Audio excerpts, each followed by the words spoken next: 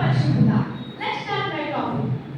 పచ్చదనమే మాకొద్దు, ధనమే మాకు ముద్దు అంటూ సాగుతున్న కాలమున వృక్షరస్తి రస్త అని అనాల్సిందే. ఎందుకంటే మనం వెలగట్టలేని ధనం. ఎవరేమనుకున్నా ఇది నగ్న సత్యం. అలాంటి వనాలపై నేలత నిండి ఉంటే పచ్చగా, సుందరంగా, వర్ణంగా, మనోహరిత సువాసనలతో వెలుగుతుంది ప్రకృతి. నేల తెలుగు నిత్యధనం, సకల ప్రాణులకి వెలుగుదనం. నువ్వు నేను కలిస్తే జనం, మొక్క మొక్క కలిస్తే వనం. ఒక్క మాటలో చెప్పాలంటే మొక్కలైతే ప్రక్రియ లేదు, మానవ జాతి ప్రక్రియ లేదు. అంతేకాదు బ్రతికినన్ని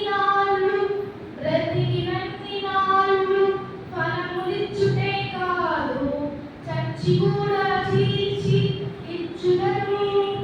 ఏడబాబులకు తరువులే గురువులు, దళిత సుఖజాల తెలుగు బాల అంటూ తరువుని ఎలా సాగించినారో. ఎంతని చెప్పని ఏమని చెప్పను, చెట్టు మేలు చెప్పలేనంత. పచ్చని చెట్లు ప్రతి మెట్లు కాదంటారో నిజం. ఈ ఖగోళంపై భూగోళం ఎన్నోదో ఎవరికి తెలియదు. ఈ వింతైన భూగోళంలో 3 గంటలు నీరుంటే 1 గంట ఉంది.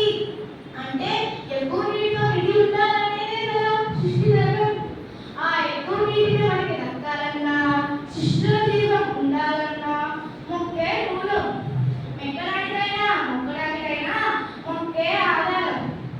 ఆహార పదార్థాలు ఎందు, మన మోతాదులు ఎందు పరిశుభ్ర నియమాలు పాటించినట్టే బడి గుడి రోగిల ఎందు పరిశుభ్ర నియమాలు పాటించినట్టుగా స్వచ్ఛ భారత్ ఆవశ్యకత ఆసన్నమైంది.